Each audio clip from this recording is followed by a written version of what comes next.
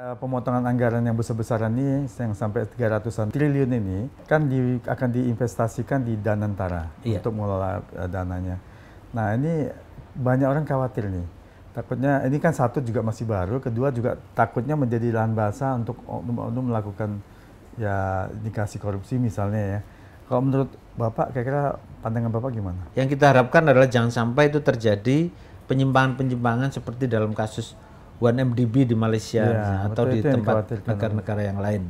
Tapi kalau yang kira-kira masalah di BPN ini ya, kan Ombudsman sudah banyak nanganin kasus di BPN, tapi isunya masyarakat masih banyak ngeluh, ada banyak pungli lagi di BPN nih. Iya, ini memang persoalan tanah ini persoalan yang terus-menerus selalu ada.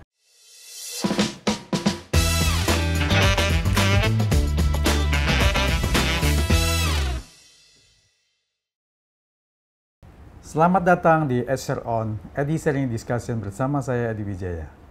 Kali ini saya berkunjung lagi ke kantor Ombudsman Republik Indonesia. Tugas Ombudsman salah satunya adalah melakukan pengawasan terhadap penyelenggara pelayanan publik, baik di tingkat pusat maupun daerah. Nah, di sini kami akan ngobrol berbagai laporan masyarakat yang sedang berkembang saat ini, yang sedang viral saat ini, dan juga apa strategi Ombudsman setelah terjadinya pemangkasan anggaran sebesar 91 miliar atau 35,84%. Untuk itu langsung saja kita ngobrol dengan Ketua Ombudsman Republik Indonesia, Bapak Muhammad Najih SH MHum PhD. Selamat siang Pak Muhammad Najih, apa kabarnya? Selamat siang. Siang sehat. Salam sehat selalu. Iya. Mas Edi.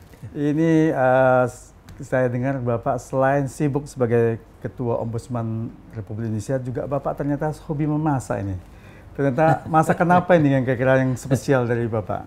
Ya sekarang ini sudah jarang sih karena di rumah juga tidak banyak orang. Gitu. Nah mungkin khas masaknya apa yang lebih? Ya saya karena orang Jawa ya lebih banyak sering masakan-masakan orang desa ya, orang Jawa desa seperti sayur asam, nasi goreng, kemudian pepes ikan, buat urap-urap gitu. Wah luar biasa.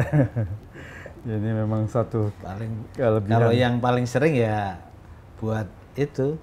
Kalau orang Lamongan, saya kan asli Lamongan. Oh ya, Lamongan. Sambal pecel lele semacam itulah, ikan goreng yang dikasih sambal.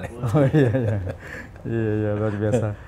Nah ini Pak Muhammad Najih, ini kan kemarin baru nggak lama ini ada rapat dengar pendapat di Komisi 2 DPR RI yang membahas masalah pemotongan anggaran nih.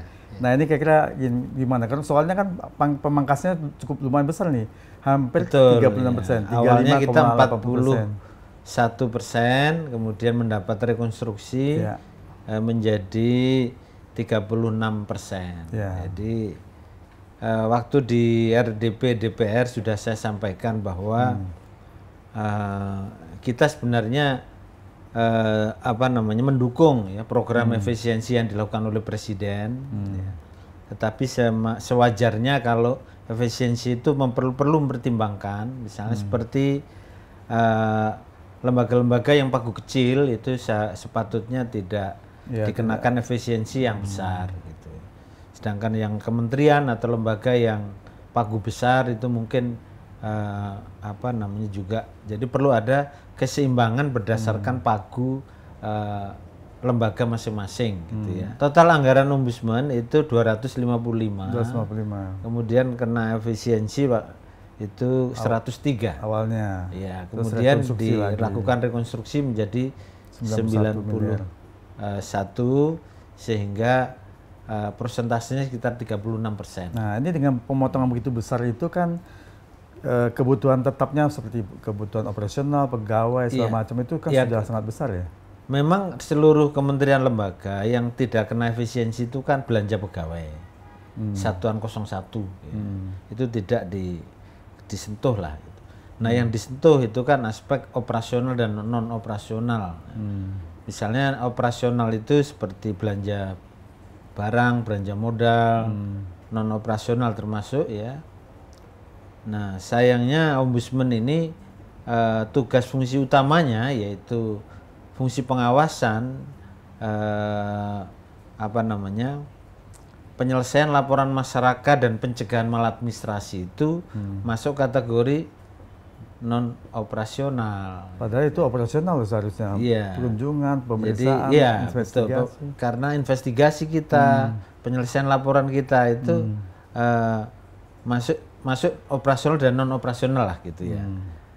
Nah, sementara kebutuhan dasar kita sebenarnya misal seperti perkantoran, kemudian listrik, sewa gedung itu di 34 provinsi itu sebagian besar kan masih sewa. Termasuk sewa kendaraan para petugas di daerah ya. Itu sewa semua. Nah, itu yang sekarang dengan adanya efisiensi ini tentu banyak kendala gitu. Nah, itu belum pada aspek pekerjaan substansinya. Betul. Yaitu menyelesaikan laporan masyarakat sama pencegahan maladministrasi ini yang hampir kita nggak bisa melaksanakan. Sementara ini masih kita sebut anggarannya masih nol gitu. Sementara untuk dukungan manajemen seperti tadi untuk operasional seperti sewa gedung ini yang kita upayakan bisa dipenuhi lebih dulu, entah sampai berapa bulan gitu ya. Nah, itu karena itu kan kepentingan operasional kantor, masa kantor ndak ada kan gitu. Kendaraan ndak ada. Sekurangnya kan itu. Tapi operasionalnya juga terbatas seperti kalau ada kendaraan yang kita sewa, kemampuan kita untuk membeli bensin juga terbatas. Nah, ini kira-kira ada berapa cabang ombudsman di seluruh Indonesia? Ada 34 seluruh provinsi. Seluruh provinsi harus ada. Kecuali provinsi yang baru dibentuk ya, di Papua sama Papua Barat itu belum kita bentuk perwakilan karena belum adanya anggaran. Termasuk juga untuk IKN. Nah, IKN ini juga masih kita tugaskan kepada perwakilan Kalimantan Timur jika ada laporan-laporan terkait IKN itu ditangani oleh Kalimantan Timur.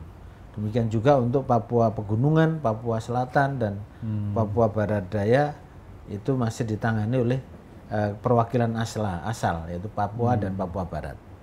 Nah, ini kan masalahnya juga saya lihat nih ya, tahun 2024 ini kan laporan masyarakat yang masuk itu 10.840. Nah, ini artinya meningkat 28% dari tahun sebelum-sebelumnya. Nah, tahun 2025 ini kan ada kemungkinan meningkat lagi. Betul. Dengan begitu banyak yang laporan yang masuk, anggaran yang terbatas, kira-kira tingkat tindak lanjut dan penyelesaiannya ini nanti bakal terhambat nih masalahnya. Ya, kita tetap berupaya untuk melayani masyarakat yang lapor ke ombudsman, ya. Tentu dengan berbagai pendekatan ya yang akan kita coba lakukan, mungkin ya dalam pandangan yang optimis bahwa ya kita akan lakukan dengan berbagai pendekatan lewat mungkin mekanisme daring, mungkin lewat mekanisme komunikasi lewat telepon atau WhatsApp gitu ya, selain Zoom. Nah, itu yang akan kita optimalkan. Ya. Tetapi persoalannya adalah efektif apa tidak. Nah, ini yang kita belum bisa menjawab gitu ya. Harapan kita tentu efektif mengingat ya keterbatasan kita di sana gitu. Nah, karena setiap pertemuan yang menggali informasi tentang kebenaran laporan tersebut itu kalau komunikasi lewat jaringan itu seringkali tidak bisa optimal. Ya. Contohnya misalnya adanya kendala jaringan di daerah-daerah yang terpencil misalnya, yang jangkauan internetnya juga ada hambatan. Paling kita bisa lakukan lewat telepon atau video call misalnya. Tapi itu kan terbatas juga gitu, nggak bisa panjang kita durasi waktu yang. Dan itu kan perlu pulsa juga. Nah, anggaran untuk pulsa juga tidak ada misalnya. Itu contoh yang akan mendapat hambatan-hambatan dari kita. Jadi ya kita coba optimalkan lah untuk kemampuan yang ada yang dimiliki oleh ombudsman ya, untuk menyelesaikan keluhan-keluhan publik terkait dengan adanya hambatan dalam pelayanan publik. Tapi masalahnya misalnya ya, contohnya tahun-tahun sebelumnya misalnya laporan masuk itu yang bisa ditindaklanjuti itu kira-kira berapa persen? Apakah bisa semua atau hanya sebagian aja? Ya, yang dimaksud 10.000 berapa tadi? 10.840. 840 itu yang kita selesaikan. Oh, itu yang diselesaikan. Ya, yang bukan masuk hanya kan masuk. Di angka 22.000 sekian. Saya lupa itu persisnya. Iya. 22.000 sekian yang selesaikan 10.000-an, berarti 10.000, sekitar iya. setengahnya aja ya. Iya.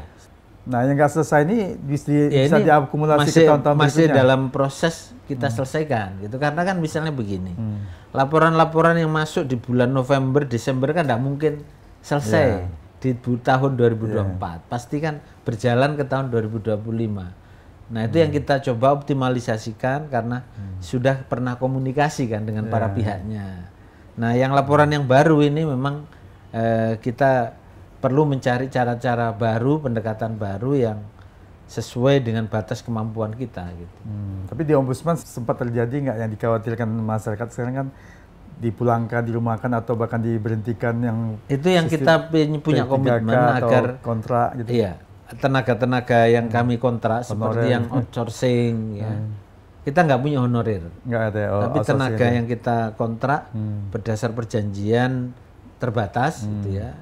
Yang itu durasinya 1 tahun, misalnya seperti sekretaris pribadinya pimpinan yang ada 9 ini kan ada yang dari kontrak, kemudian tenaga ahli, kemudian juga apa namanya satpam, sopir, driver ya, kemudian cleaning service itu semua kan by kontrak ya. Ada yang outsourcing, ada yang by kontrak.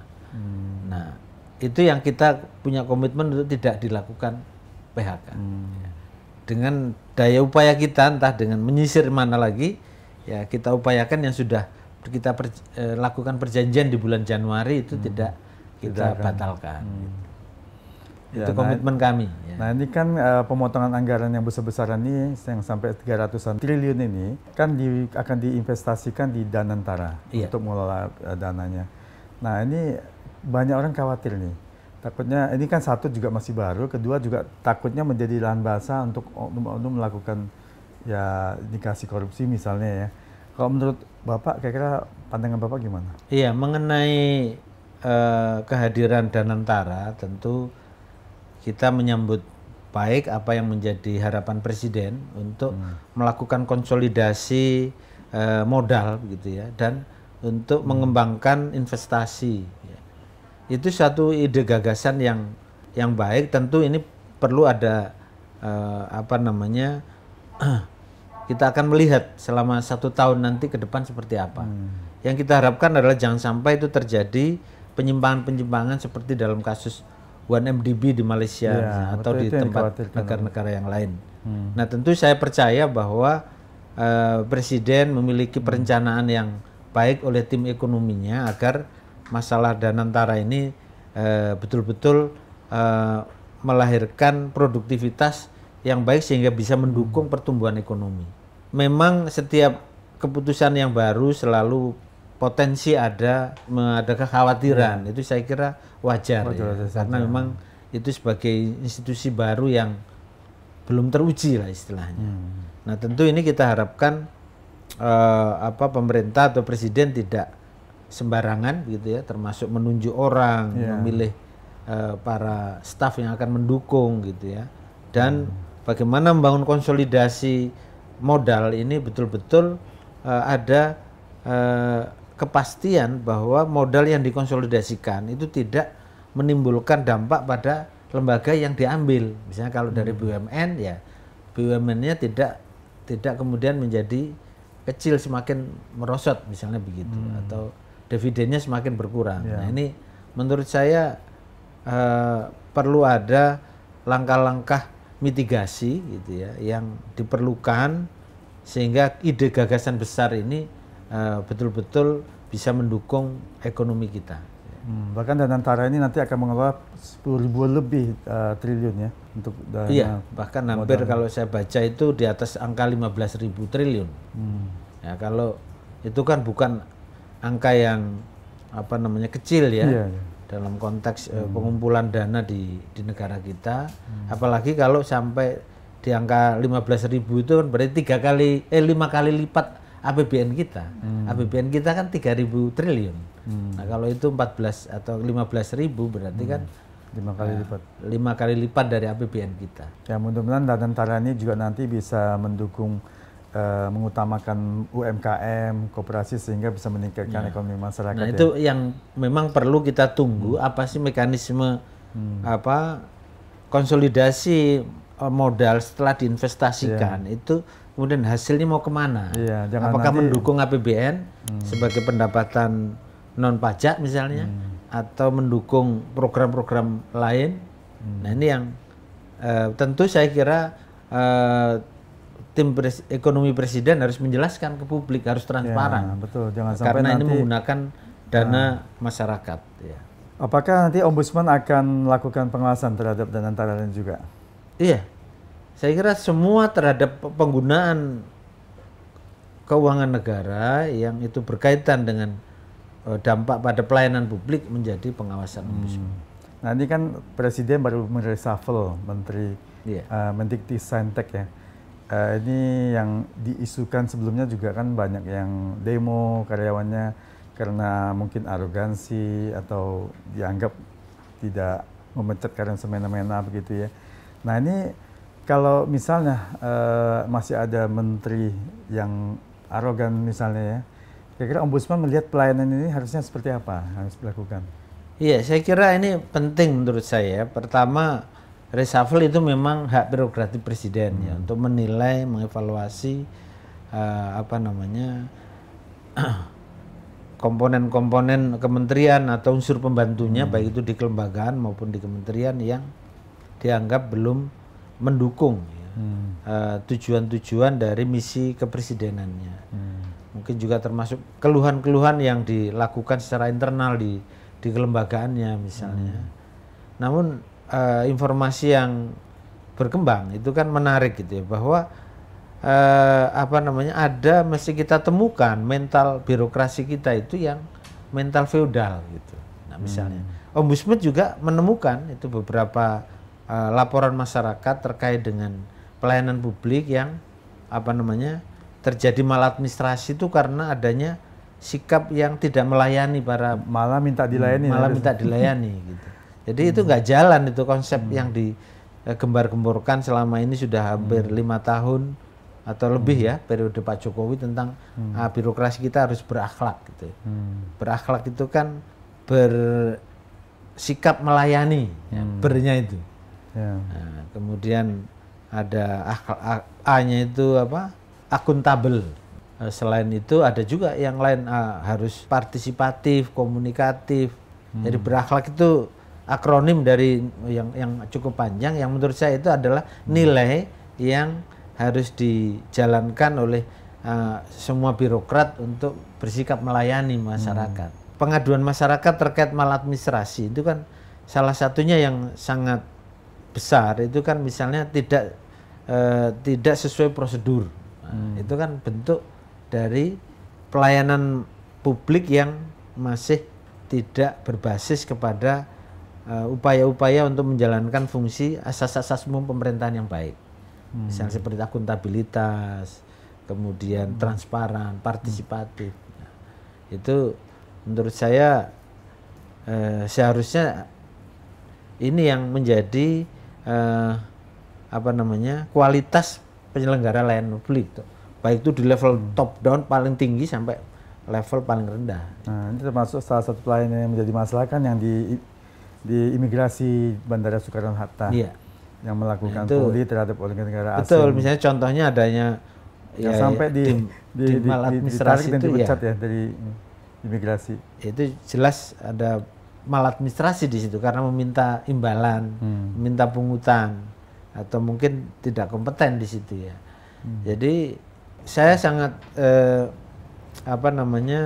respect dan setuju dengan langkah-langkah yang diambil oleh Kementerian Imigrasi dan Pemasyarakatan yang kemudian memberi sanksi kepada 68 pegawai di sana termasuk kepala imigrasi di Suta ya.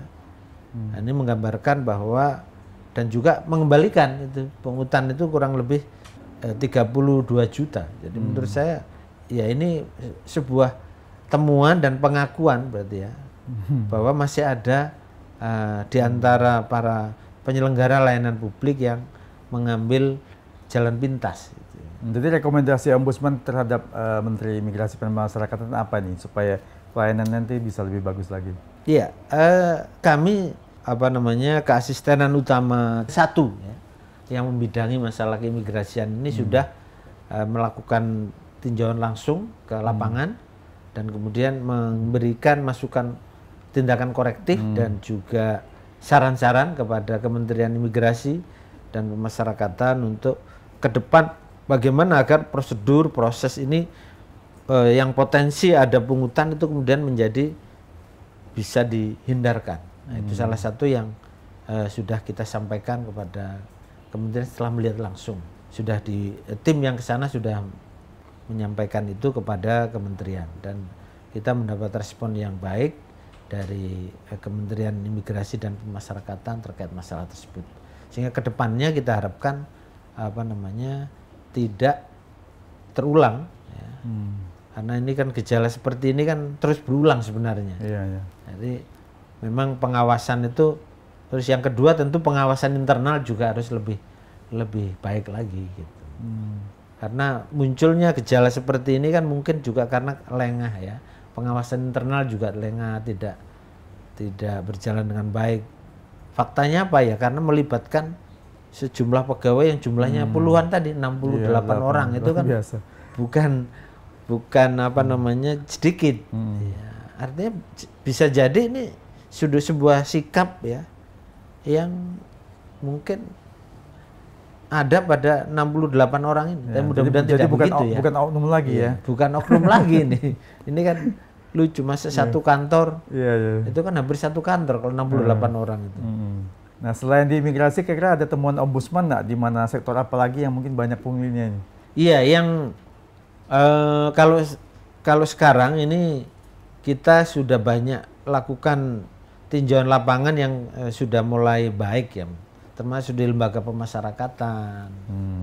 Itu di sini juga. Kemarin di demo itu kan menarik itu puisi yang dibacakan oleh demonstran itu.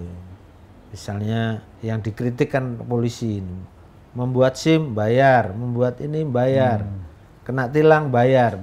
Nah, itu kritik sebenarnya yang menurut saya itulah yang dialami masyarakat gitu. Yang dirasakan oleh masyarakat yang memang terus perlu ada upaya-upaya perbaikan. Nah, ini kan juga ada masalah pagar laut ya. Iya. Kepala Desa Kohot dan Sekdesnya juga sudah jadi tersangka. Kira-kira kemarin Ombudsman ini melihatnya seperti apa nih? Apa ada lagi aktor intelektual yang harusnya juga diperiksa atau bagaimana? Iya. Jadi ini begini Mas Adi. Awalnya Ombudsman itu kan mendapat keluhan masyarakat terkait pelayanan publiknya, bahwa masyarakat terkendala oleh tidak bisa melaut secara langsung.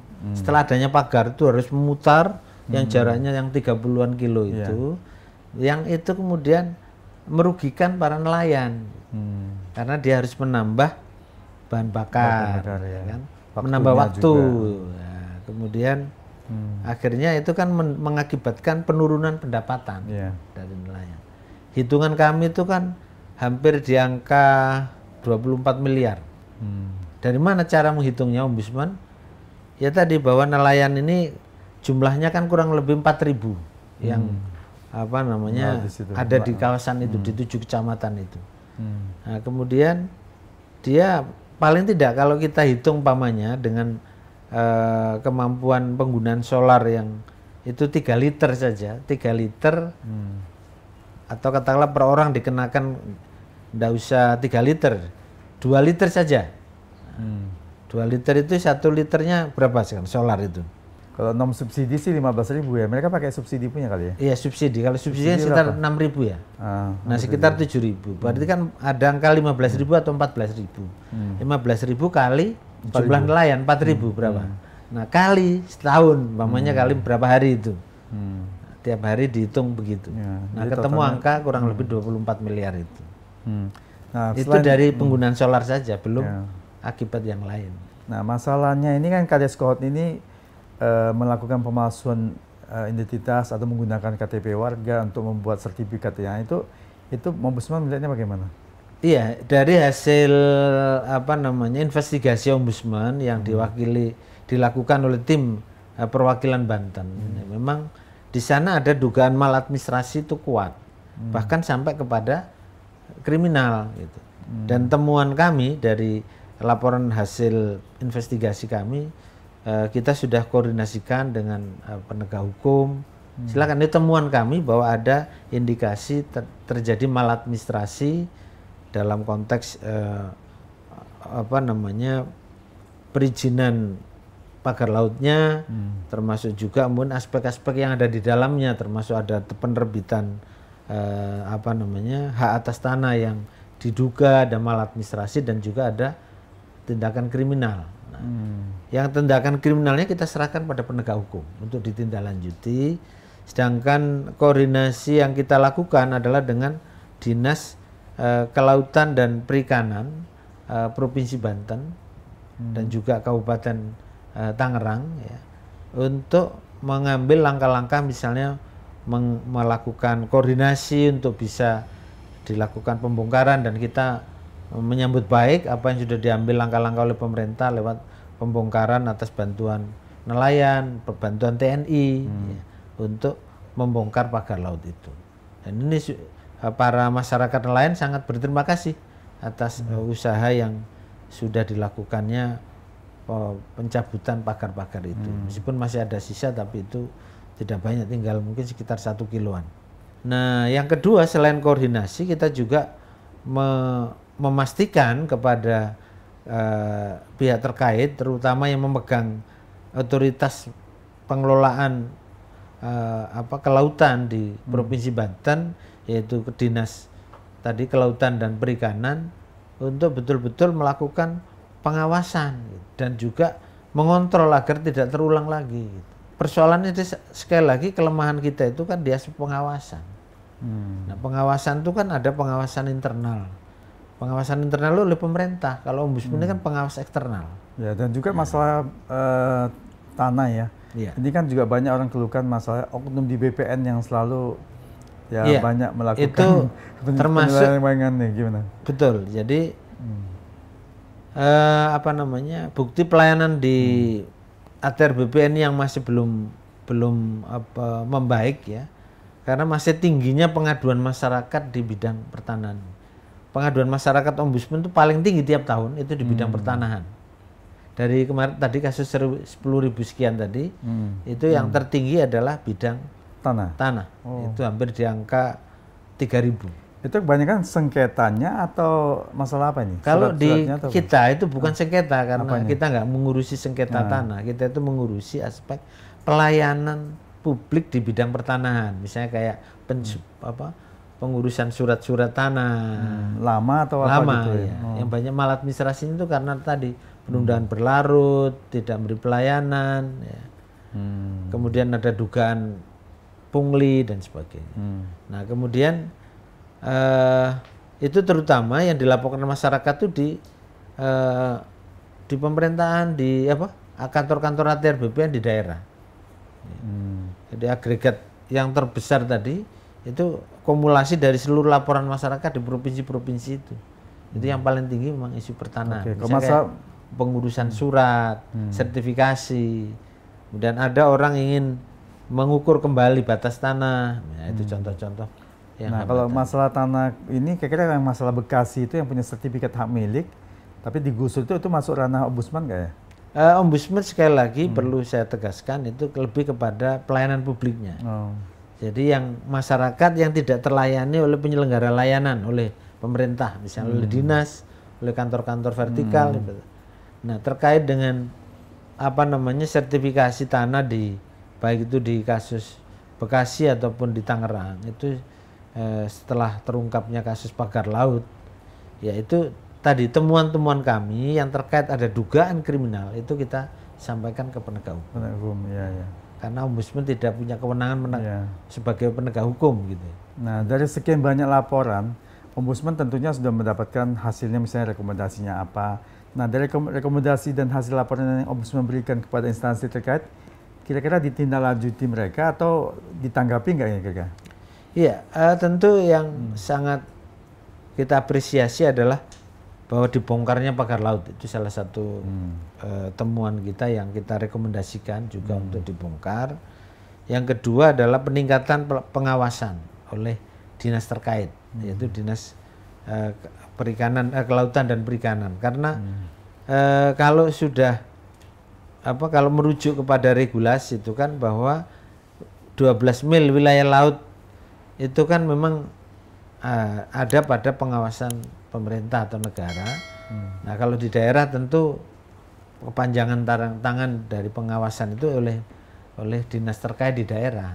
Nah, itu juga selain juga oleh ada Polairut, ada namanya Bakamla dan sebagainya. Ya. Itu tentu di aspek yang terdekat itu kan yang punya wilayah di situ, yaitu pemerintahan daerah.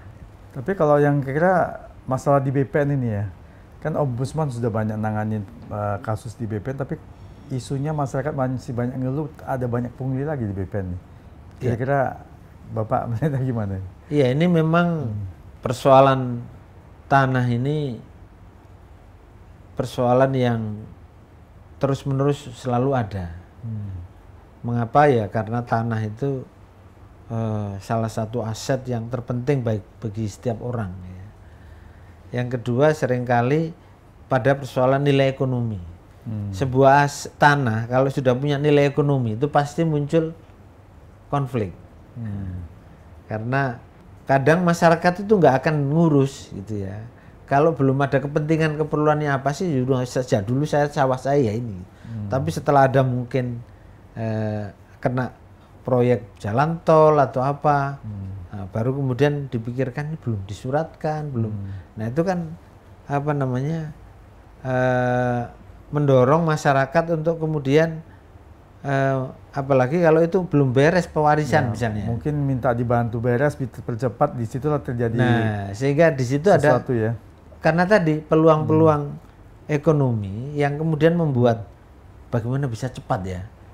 Umpama dia katakanlah dipaksa oleh umpamanya oknum yang melayani itu, kalau kamu nanti kan dapat uang sekian, kalau kamu bayar sekian kan masih nggak rugi misalnya.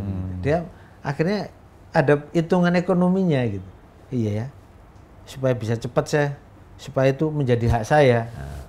Nah, saya bayar sekian masih nggak rugi lah saya. Kalau kita melihat masalah cepat ini kan ada pelayanan cepat di imigrasi membuat paspor. Iya. Kalau yang hari normal sekian hari X, kalau mau percepat bisa tambahnya hampir 1 juta juga, tapi itu kan formal masuk ya, ke negara. Kita sesungguhnya. Nah di BPN belum ya? Kita sesungguhnya menyarankan langkah ke sana sehingga itu menjadi masukan pada negara yang gitu. Resmi. Gitu. Iya yang resmi. Jadi, tapi menurut saya pengurusan tanah itu nggak bisa cepat. Harus betul-betul dicek lapangan. Betul-betul karena ada cek lapangan, ada ngukur, ada tahapan-tahapan yang harus itu semua harus memerlukan kepastian hukum. Betul.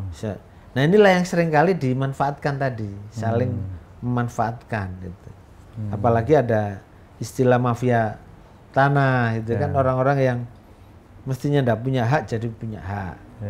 Itu kan kadang sering kita temui ketika sebuah objek itu punya nilai ekonomi tinggi gitu. Tapi ketika tidak ada nilainya, nggak ada orang mau menyentuh gitu, nggak ada yang mau melirik gitu. Nah ini satu hal lagi yang kira-kira juga sangat krusial, kan lagi heboh juga masalah sistem inti administrasi perpajakan atau Cortex. Nah ini kan banyak orang ngeluh mau daftar aja susah, bagaimana nanti laporannya. Kira-kira ini sudah ada masukan laporan masyarakat nggak kepada Ombudsman?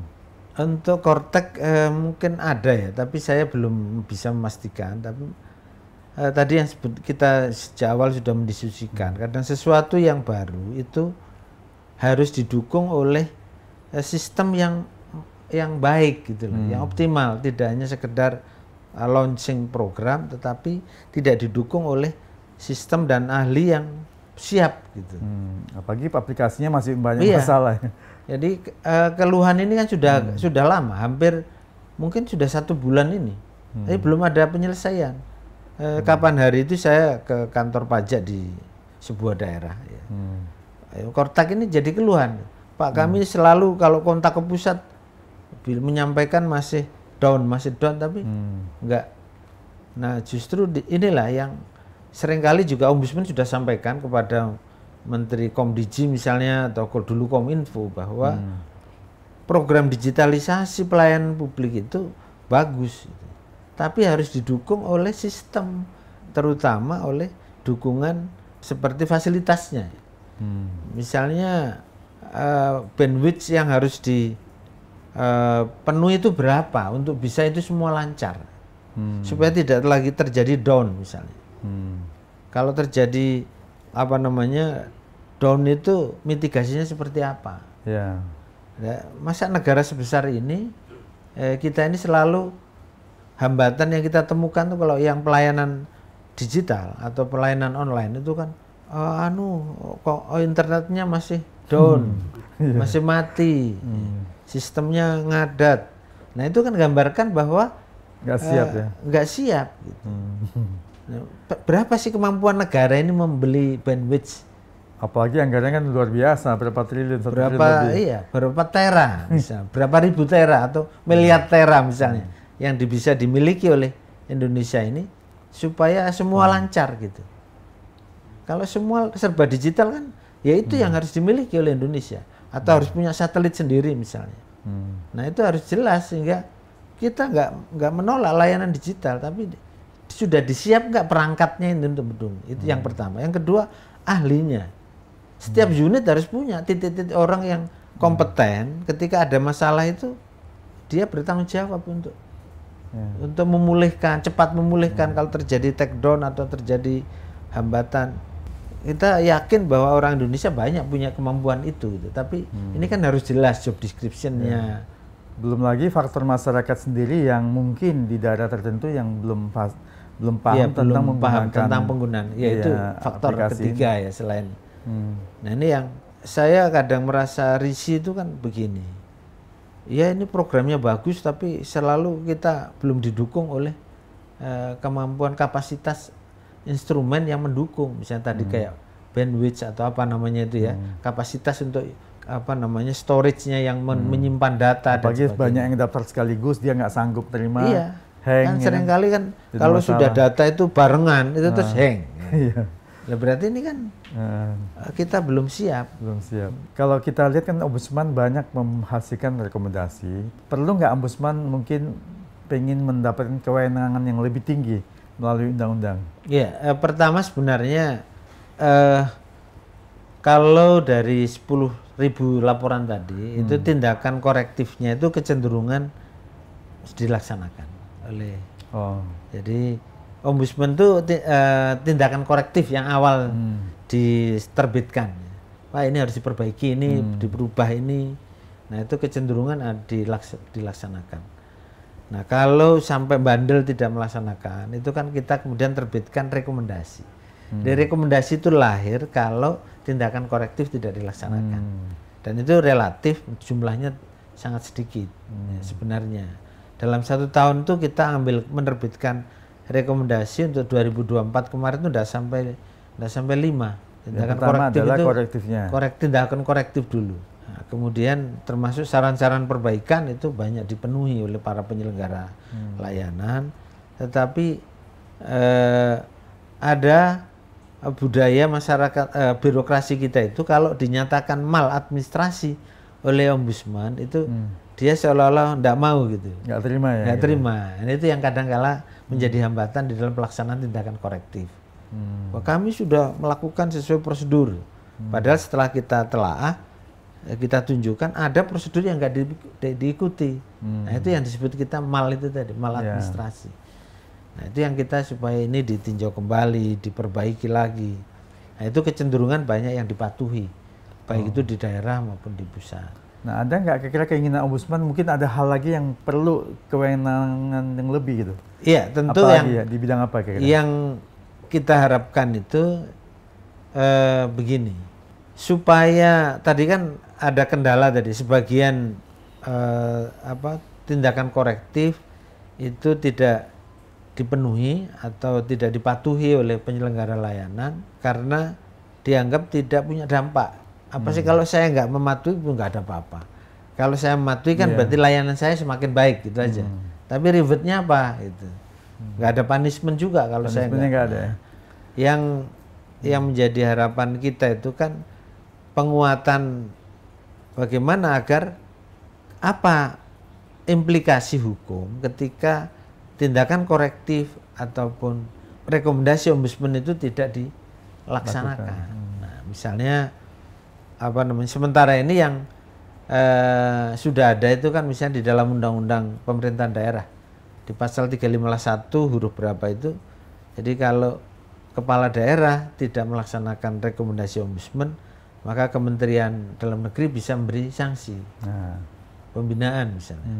Tapi kalau di kementerian ya itu belum ada, presiden mungkin harusnya memberi sanksi apa. Nah itu yang kita harapkan ke depan, misalnya output produk hukum ombudsman ini bagaimana semakin dipatuhi oleh penyelenggara layanan, mungkin dengan mekanisme tadi, tentu ada dukungan adanya sanksi tertentu. Ya gitu mungkin ya. Bisa juga anggaran tahun depannya bisa jadi berkurang kalau mengikuti bisa jadi, misalnya begitu. Sehingga orang jadi takut nih. Betul. Jadi seperti yang sebenarnya Kak, kalau nanti anggaran kita cukup ada gitu ya, kita akan memberikan opini, namanya opini pengawasan pelayanan publik. Nah itu kita harapkan berdampak pada tadi, yang opininya buruk harusnya anggarannya juga berdampak pada itu gitu. Kurangin atau misalnya apa ya, misalnya begitu ya. Nah itu contoh ya, artinya harapan kita tentu ada punishment yang atau implikasi hukum terkait dengan tidak dipenuhinya produk-produk ombudsman tadi. Nah, Pak Ketua, ini kan ada isu juga yang sangat menarik tentang makan bergizi gratis ya. Memang tujuan pemerintah itu sangat baik dan mulia untuk supaya anak-anak bisa lebih bergizi, lebih sehat. Iya. Tapi di lapangan prakteknya itu banyak masalah yang anak-anak masih ngeluh, ada makanannya ada basi, malah ada belatung, dan juga yang tidak sesuai harapan lah ya. Kira-kira Ombudsman melihatnya bagaimana? Ya sebenarnya program makan bergizi gratis ini program yang luar biasa ya. Kita perlu apresiasi dari Presiden kita hari ini yang Ombudsman sendiri ini sedang melakukan telaah gitu ya, kajian. Pertama kaitannya dengan bagaimana kriteria ya untuk menentukan lembaga atau tempat yang dapat menerima program ini. Yang kedua bagaimana menentukan siapa yang bisa mengontrol kualitas yang disebut bergizi tadi itu, makanan yang.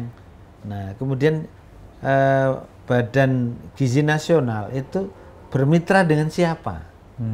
Ini yang, karena ini semua terkait dengan pelayanan publik. Jadi kita akan sedang lakukan telaah untuk melihat ini semua supaya penyelenggaraan makan gizi gratis ini betul-betul bisa sampai kepada tujuan. Karena ini kan program yang baik. Tapi kalau nanti tata kelolanya tidak baik, itu kan berpotensi adanya maladministrasi. Bisa juga terjadi korupsi di situ, penyimpangan prosedur, terjadi makanan yang tidak bergizi, kelihatannya besar tapi gizinya nggak ada misalnya. Nah itu semua ukuran-ukuran yang kita harapkan standarnya nanti terdefinisi dengan baik sehingga masyarakat betul-betul mendapatkan manfaat. Itu yang kita sedang lakukan. Ombudsman terakhir baru koordinasi dengan Badan Gizi Nasional terhadap masalah ini ya. Dan program ini pada tahap awal ini memang belum menyentuh kepada seluruh warga negara kita yang berhak mendapat ya. Karena kan rencananya itu setiap sekolah TK, sekolah dasar, sekolah menengah, sekolah SMA kan dapat semua. Dan itu biayanya besar sekali. Waduh. Nah. Tapi kira-kira memang menurut Bapak perlu nggak semua itu harus diberikan? Karena kan kadang-kadang juga masyarakat yang sudah mampu barangkali ya. Makanya itu yang tidak saya sebut atau bagaimana? Kriteria. Misalnya awalnya kan ide ini kan diantaranya kan ingin memperdayakan UMKM, para warung-warung sekolah ya, atau peternak, petani di daerah-daerah. Karena ini kan ada rangkaian yang mata rantai yang kemudian bisa kita lihat di situ ada mungkin peternak telur, peternak ayam, petani sayur, peternak ikan misalnya. Nah itu kan ada mata rantai yang ini harus saling mendukung. Kalau itu ingin betul-betul memberdayakan masyarakat, maka siapa yang mengkoordinasikan ini gitu. Sehingga orkestrasinya menjadi merdu dan bergizi makanan itu gitu. Nah, sehingga harapan kita nanti itu koordinasinya tidak sentralistis. Nah, itu yang sedang kita telaah juga dalam rangka mendukung program bergizi gratis ini. Karena kita harapkan kan bagaimana mengukur gizinya tadi. Kemudian kriteria yang menerima ini siapa? Apakah semua siswa atau ada kelompok tertentu yang harus menerima atau seperti apa? Kemudian tadi penyelenggara layanan bergizi gratis ini penanggung jawabnya siapa, mitranya siapa saja. Itu menurut saya harus terdefinisi dengan juga jelas. Di pengawasan ya. Betul, karena di situ nanti pengawasannya menjadi jelas. Gitu. Ya, jangan sampai nanti jawabannya juga. Jangan sampai nanti makanannya bukan bergizi lagi tapi tidak sehat. Karena kan ada yang basi, ada yang punya berulat segala macam, ini kan jadi masalah besar. Itu yang kita harapkan tidak terjadi gitu ya. Karena ini memang kalau dikerjakan secara masif itu persoalannya di situ. Pekerjaan masif itu pasti ada kendala-kendala yang harus dimitigasi sejak awal. Nah, makanya sedang kita identifikasi itu. Jadi memang juga pendapat Bapak saya setuju karena supaya UMKM daerah itulah yang diberdayakan. Betul, jangan sentralisasi, begitu, jangan perusahaan besar saja yang mengerjakan itu. Supaya perekonomian rakyat bisa hidup ya. Iya, sehingga ada multi efek ekonomi ke bawah yang itu masyarakatnya, generasi mudanya bergizi kan gitu, dapat makanan bergizi, masyarakatnya juga bisa bergerak dengan tugas-tugas itu. Nah, ini karena terbatasnya waktu, Pak Ketua, kira-kira apa saran Bapak supaya Indonesia ini siap menghadapi Indonesia Emas 2045 ini, terutama di bidang pelayanan publik ataupun yang berkaitan dengan Ombudsman? Iya, tentu saya yakin jika negara ini kita kelola dengan baik dan serius, sungguh-sungguh untuk kemakmuran masyarakat, maka Indonesia Emas itu akan kita capai. Tapi tentu harus didukung oleh peningkatan kualitas penyelenggaraan pendidikan nasional, kemudian peningkatan kualitas SDM melalui skill, keterampilan, kompetensi, yang itu menjadi tawaran kita kepada jenis lapangan pekerjaan apapun, dan dengan begitu maka tentu negara harus menyediakan sumber-sumber pekerjaan yang bisa dimasuki oleh seluruh warga negara kita yang usia produktif, gitu ya, agar Indonesia Emas itu bisa kita capai kan. Dan juga mungkin salah satu kebutuhan masyarakat itu kan paling tidak pekerjaan. Dan mungkin juga perlu juga karakter yang baik ya barangkali. Yaitu fungsi di pendidikan. Menurut saya fungsi pendidikan sangat penting untuk membangun karakter bangsa, terutama di pendidikan PAUD usia dini maupun pendidikan dasar dan menengah. Menurut saya itu sangat strategis kalau ini kualitasnya semakin terus diperbaiki, dan harapan kita jangan mudah merubah-rubah kurikulum misalnya, sehingga output pendidikan kita ini juga tidak berbeda-beda gitu. Ada generasi kita ini output kurikulum tahun sekian, ada lagi warga negara kita ini output pendidikan model begini. Nah, itu menurut saya kita sudah punya banyak pengalaman dalam perjalanan kebangsaan kita ini, dan tentu sudah ada pengalaman yang baik untuk terus dikembangkan. Tentang pendidikan dasar ini menjadi concern saya juga nih Pak Ketua.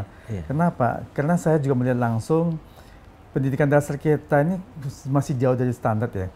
Maksudnya gini, sebagiannya. Karena ada usia anak 10 tahun kelas 4 SD dia membaca juga nggak bisa. Juga kan kita lihat viral yang nggak bisa menghitung 1 tahun 12 bulan dikali 2 tahun ini berapa, nggak bisa hitung. Ada kemampuan. Ini gawat sekali nih kira-kira. Udah genting nih harusnya nih.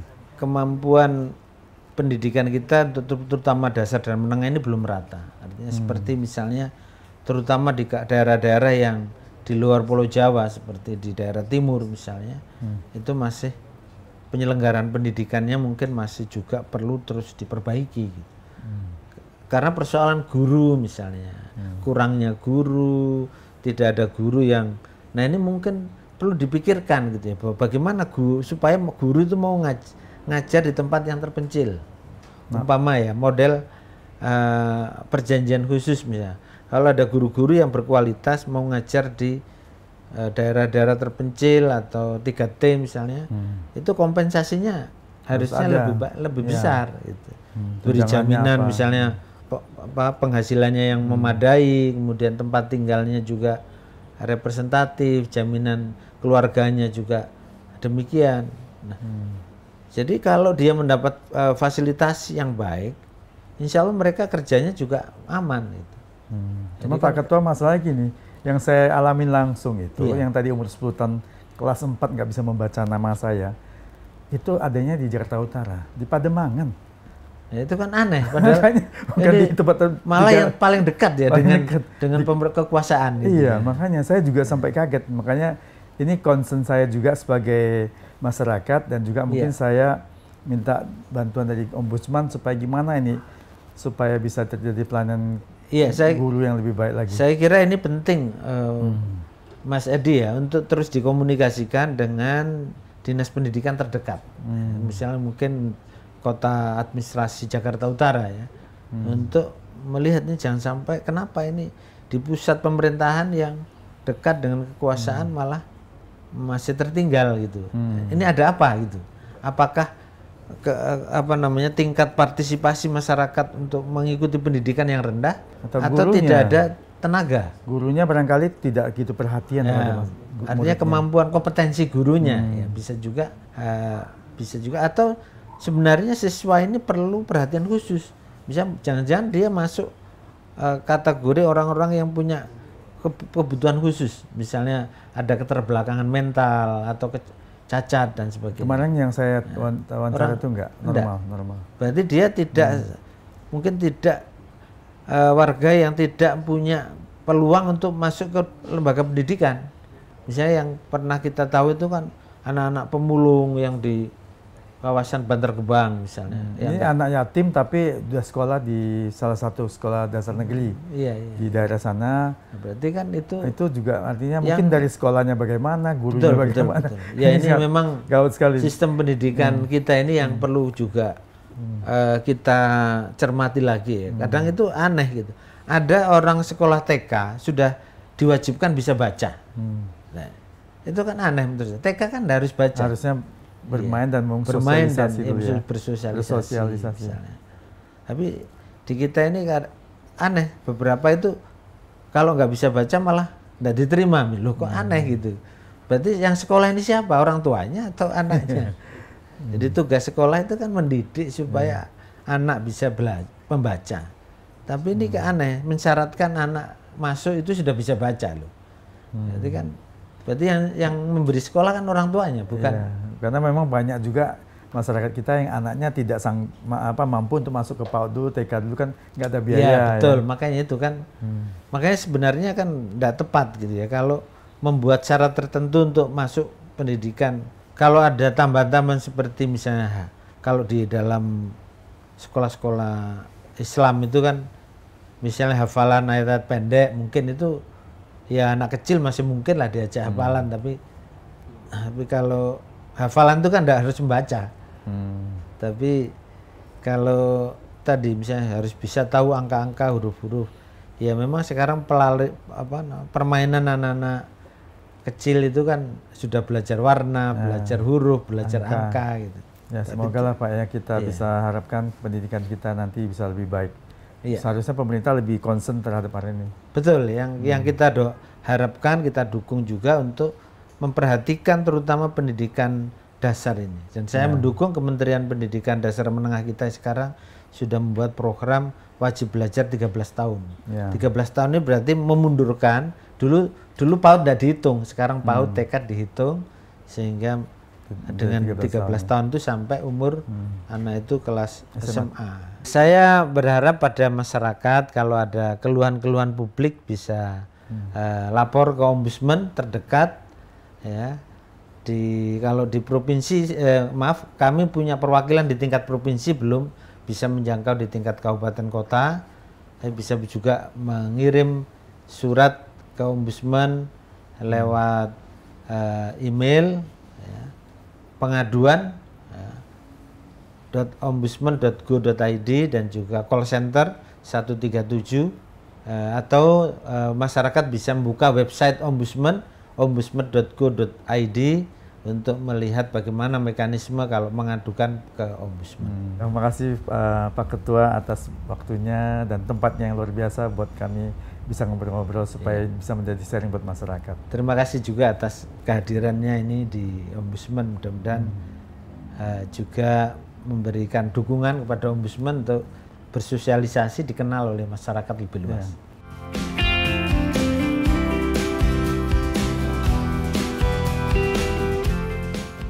Sobat setia SRON, itulah tadi obrolan saya dengan Bapak Ketua Ombudsman Republik Indonesia, Bapak Muhammad Naji, SHM.Hum, PhD.